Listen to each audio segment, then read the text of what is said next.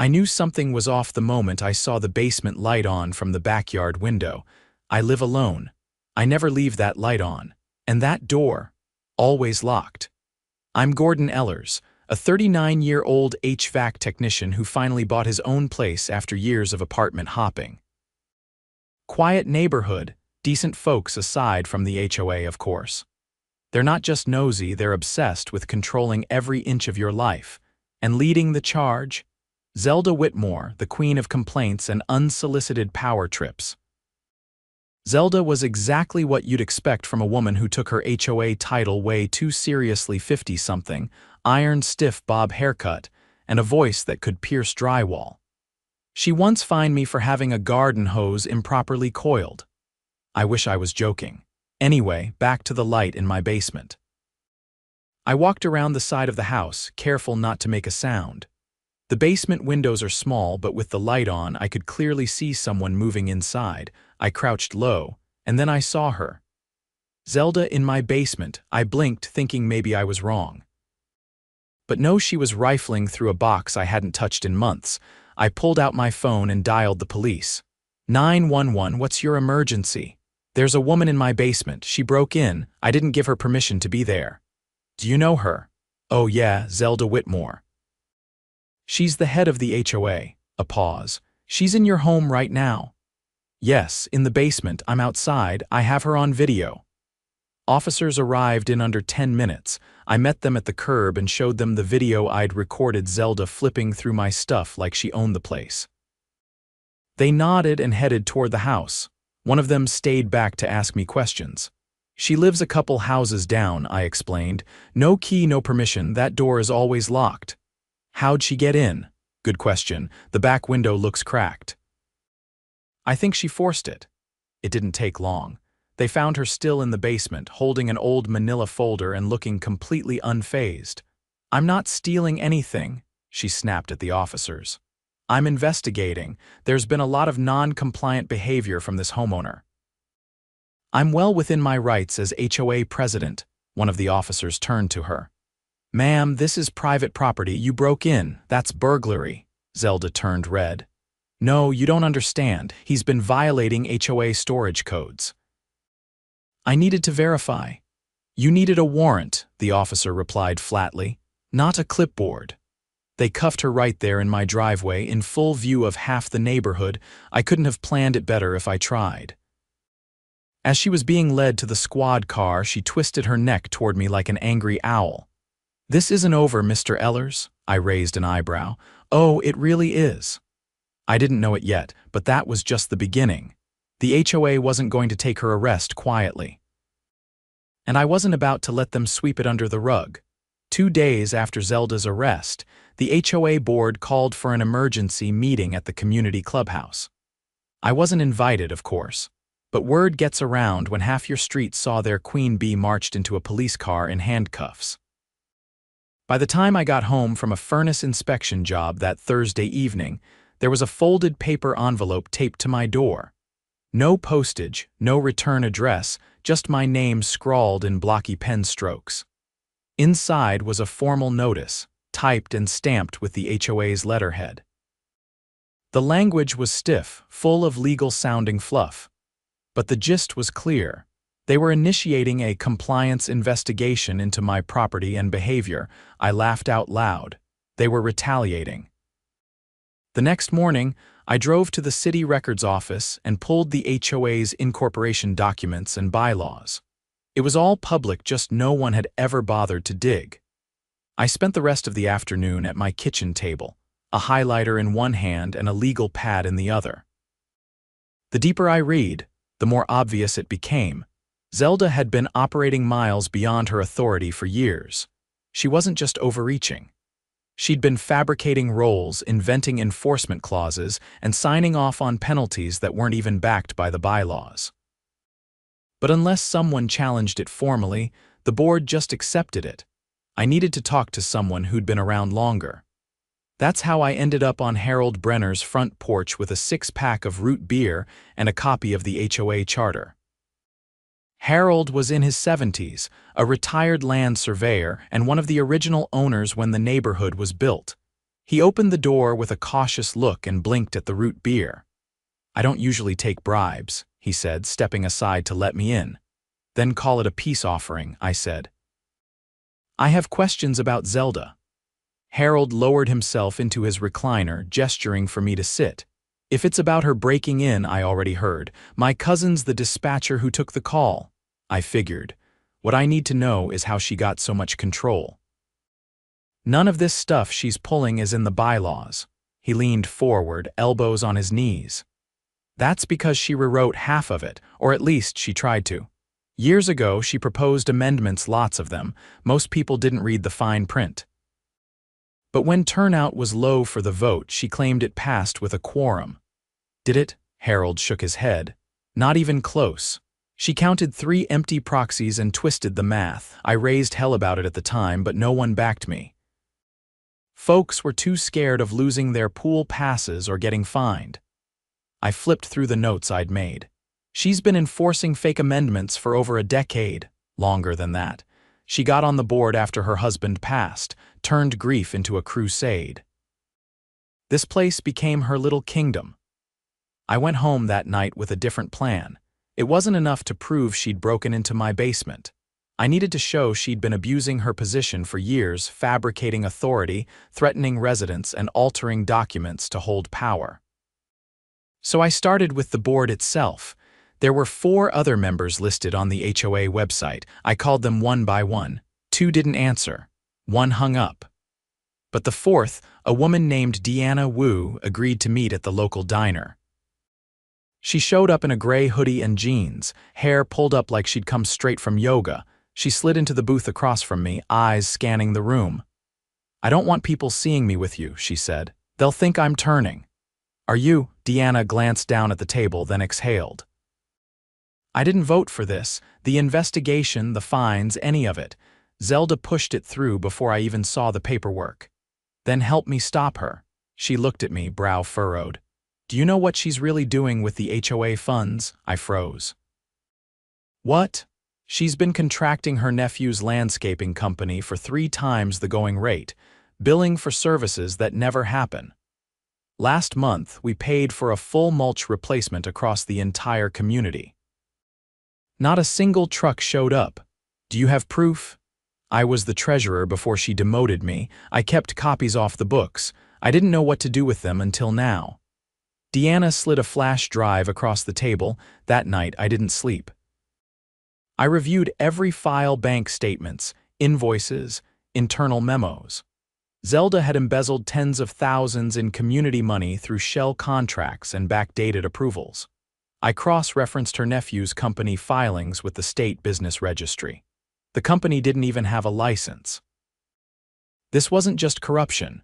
It was criminal fraud. The next morning, I walked into the police station with a binder full of printed documents and a digital copy. I asked for Detective Ramirez, a contact I'd worked with once during a furnace inspection gone sideways. He remembered me. "I've got something bigger than a break-in," I told him, dropping the binder on his desk. He flipped through the first few pages, eyes narrowing. "Is this what I think it is? She's been defrauding the HOA for years. I've got witness testimony, financial records, and forged amendments to the bylaws." Ramirez looked up. "You're telling me she fabricated votes and funneled HOA money to her own family with fake contracts and ghost services. And she retaliated against me with a fake investigation the day after she was arrested." He leaned back in his chair. "Give me the weekend. Don't talk to anyone about this. Not yet." By Monday morning, everything exploded. Police cruisers rolled into the neighborhood just after dawn.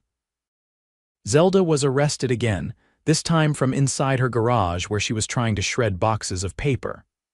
The officers hauled out bags of destroyed documents, half-melted credit card receipts, and a laptop she tried to douse with bleach. The news vans followed by noon. Neighbors lined the sidewalks, watching as she was loaded into the back of another patrol car, this time with a detective riding shotgun. Deanna stood beside me, arms folded. "You sure you want to live here after this?" she asked. "I'm not going anywhere," I said. "This place needs to remember it belongs to the people who live here, Not one woman with a gavel and a grudge, she nodded. Then let's clean house. Starting with a full audit and a new election. And bylaws that can't be rewritten on a whim. I spent the next week helping the city's financial crimes unit catalog every document. Turns out, Zelda's nephew had already fled the state, but the paper trail she left was ironclad.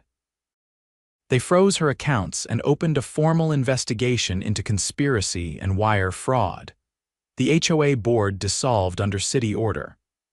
A temporary oversight panel was installed, led by Harold, Deanna, and a former city clerk who lived on the next block, and me. I installed motion sensors, reinforced the basement window, and finally had a Saturday where I could sit on my back porch with a cold drink and no clipboard-wielding tyrants lurking around the corner. For the first time since I moved in, the neighborhood actually felt like home. On Tuesday morning, I got a call from Detective Ramirez. His voice was clipped and serious, without the dry humor he usually had tucked somewhere in his tone. "We need you to come down to City Hall," he said. "There's a council hearing scheduled for this afternoon. You're listed as a primary witness." I pulled into the municipal parking garage just after lunch. The council chamber wasn't some grand rotunda, just a rectangular room with wood-paneled walls and a long bench of city officials seated behind microphones. The chairs were mostly filled with reporters, city employees, and a smattering of residents, some familiar from the neighborhood, others just curious onlookers. My name was called second. I stepped up to the podium, adjusted the mic, and faced 6 council members who were reviewing the compiled evidence against Zelda and the former HOA board. Ramirez stood off to the side behind them, flanked by a woman in a navy suit who I later learned was the assistant district attorney. Councilwoman Lee, the chair of the committee, leaned forward. Her glasses were half slid down her nose. "Mr. Ellers, thank you for coming. We've reviewed the documentation you provided. What we need from you today is a direct account of how you came into possession of those records and what you personally witnessed." I kept it factual. I didn't embellish or dramatize. I laid out the timeline: the break-in, the retaliatory investigation, the meeting with Deanna, and the discovery of the fraudulent contracts. I described Harold's recollections and the evidence he'd helped me verify. When I was done, the room was quiet for a beat before Councilman Torres finally spoke. "Did you ever receive threats or coercion from any other board members beyond Miss Whitmore?" "No," I said, "but most of them signed off on things they never read." "I don't think they were complicit, just lazy." Councilwoman Lee tapped her pen against the desk, then turned to the ADA. "Miss Anton, based on what we've heard today and the documentation submitted last week, are you prepared to announce formal charges?" The ADA nodded, her expression unreadable. "Yes. The state is charging Zelda Whitmore with second-degree burglary, wire fraud, conspiracy to commit fraud, and obstruction of justice. Her arraignment is scheduled for Thursday morning." Most of the audience let out a collective breath. One man near the back actually clapped before someone elbowed him. By the time I stepped down, my palms were damp. I didn't sit back down. I left the chamber and walked out into the sunlight, needing air. Outside, Deanna was waiting beside a bench, scrolling through her phone. When she looked up, her face was paler than usual. "I just got a call from the interim board," she said. "You're not going to like this." "What now?" They found a second set of books. A bird chirped somewhere overhead. The contrast was jarring. "There were 2 ledgers," I asked. "Hidden in the attic of the clubhouse. Locked in a toolbox behind the insulation. One of the maintenance guys found it during a roof inspection. It's handwritten and it's ugly." "How ugly?" "They think she was skimming from the insurance pool too. Charging for non-existent storm repairs." I rubbed the bridge of my nose. "So the funds meant for emergency damage coverage? Gone. Spent, probably laundered." By the following week, forensic accountants from the state's Department of Regulatory Oversight arrived. They set up shop in the clubhouse conference room, now emptied of Zelda's curated decor. The walls were bare, the shelves stripped of the fake awards and framed certifications she'd once used to decorate her power. I was called in again, this time to walk them through the timeline from my end. They'd already seized the digital archives from the HOA server, which had been stored on an old external hard drive hidden behind the community center's router. One of the accountants, a no-nonsense guy named Riley, looked up from a spreadsheet as I finished outlining the flow of money through the landscaping contracts.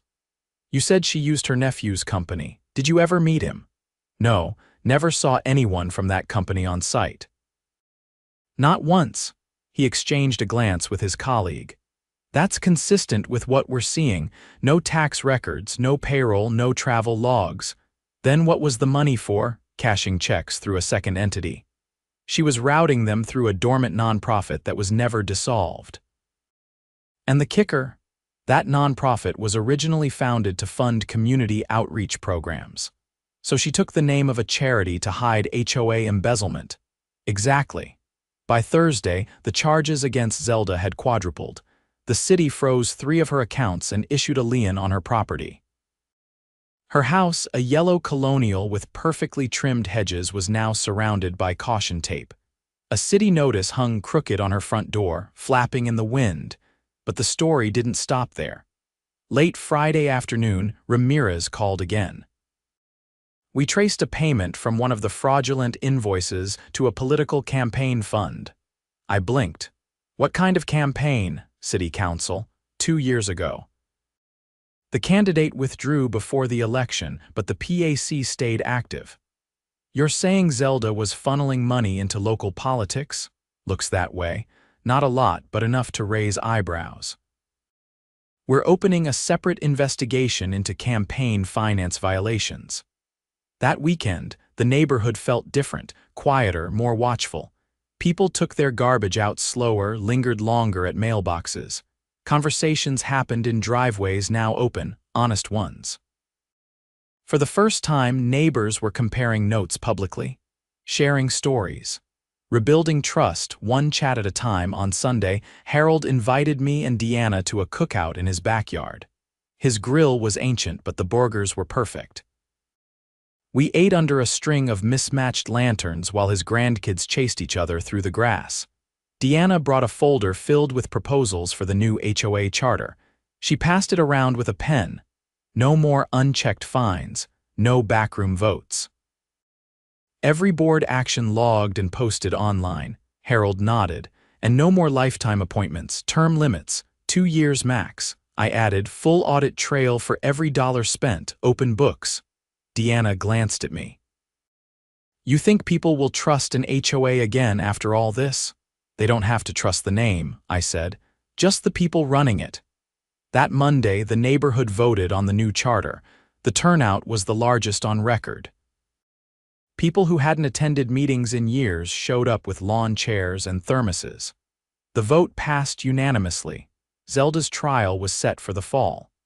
The court denied her bail after prosecutors revealed she'd attempted to transfer funds to a bank in the Cayman Islands. Her lawyer, a stiff man with a sharp suit and a forced smile, tried to argue diminished capacity. The judge wasn't buying it. Meanwhile, Deanna was formally elected president of the new board. Harold became treasurer. I took no position but served as an advisor during the transition. The neighborhood began to repair itself slowly. The fines were reversed. The false citations erased. Sprinklers that hadn't worked in months were fixed. The clubhouse got repainted. And the residents? They started waving again. One evening, as I sat on the porch with my feet up, a kid from 3 houses down tossed a paper plane into the street. It landed near my truck. When I picked it up, I saw a message written in crayon on the wing. "Thanks for fixing the grown-ups." I laughed, folded it again, and launched it back. The day Zelda's trial began, the courthouse lobby buzzed with reporters and residents. A few stood near the entrance holding signs, not protest signs, just printed sheets with phrases like "No more fake fines" and "Let the neighborhood heal." No one shouted. No one argued. It was a quiet kind of solidarity. I didn't attend the full trial. I didn't need to. I'd already testified during pretrial hearings and the evidence had been overwhelming. My only reason for being there that morning was to deliver a final statement to the court, a victim impact summary the judge had requested. I'd written it the night before, staying up until well past midnight trying to find the right tone. Not vengeful, just honest. When I entered the courtroom, Zelda was already seated at the defendant's table. Her hair was tied back in a tight bun, her expression rigid. She didn't look at me. I doubted she'd look at anyone. Her attorney sat stiffly beside her, visibly uncomfortable, probably regretting having taken the case. The judge called a recess after the morning session and waved me over. "Mr. Ehlers, we'll call you for your statement at 2:15. Please remain available." I nodded, then stepped into the hallway where Deanna and Harold waited near a vending machine. Harold handed me a bottle of water without saying anything. Deanna's eyes were tired but resolute. "She's trying to claim she had authorization for the contracts," Deanna said. "She didn't," I replied flatly. "We've got 3 different signatures she forged. One of them belonged to a board member who moved to Arizona 5 years ago." Harold adjusted his cane slightly. "The prosecution's calling him in by video. He agreed to testify once they showed him the ledger entries." I leaned against the wall. "You think she'll plead out before sentencing?" Deanna shook her head. "She's not built for humility. She'll go down swinging." The courtroom reconvened right on time. I was called to the front, handed a copy of my statement to read aloud, and given clearance to speak from the podium. I didn't look at Zelda while I read. I focused on the judge. "I keep thinking about what it means to feel safe in your own home," I began. "That's something most people don't question until it's taken away. The night I found someone in my basement, a place where I keep personal, private parts of my life, I didn't know her intentions. I only knew she wasn't supposed to be there." I paused, not for effect, but because the memory still hit like a cold draft. What I've learned over the past few months is that betrayal doesn't always arrive with violence. Sometimes it arrives with paperwork. Sometimes it wears a name badge and calls itself a neighbor while it siphons your money and steals your peace. There was no noise in the room, not even a cough. "I don't want revenge," I said. "I want accountability, not just for me. For every person who was silenced, manipulated, or fined into submission because someone thought power was more important than community." The judge thanked me and excused me from the podium. By the time I sat back down, Zelda's attorney was already whispering into her ear. She didn't respond. She just stared forward, eyes blank. The prosecution followed with 3 more witnesses: a forensic accountant, a city financial investigator, and a former maintenance vendor who testified that he'd been asked to backdate an invoice in exchange for cash. He declined. Then he got a warning letter about grass length violations the following week. The jury deliberated for 4 hours. When they returned, the foreman stood and read the verdict. Guilty on all counts: burglary, fraud, conspiracy, obstruction of justice, and tampering with public records. The courtroom didn't erupt. It didn't need to. The silence said everything. Sentencing was scheduled for the following week. At the hearing, Zelda finally spoke. Her voice was hoarse, and for the first time since this all began, she looked her age. Not older, just worn.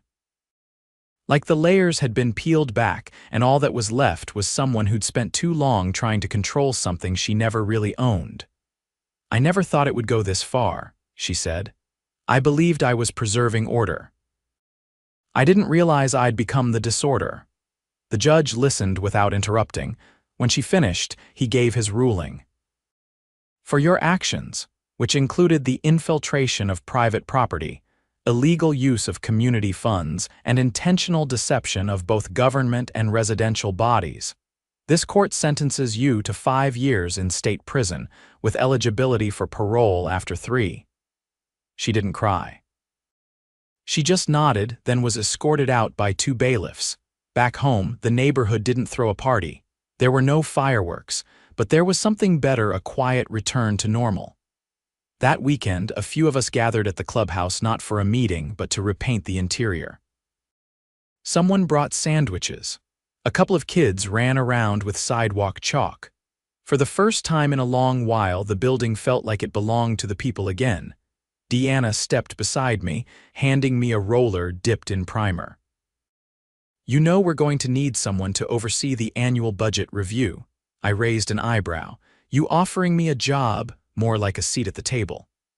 I thought about it for a moment, then dipped the roller and started on the wall. "All right, but I'm not wearing a name tag," she laughed.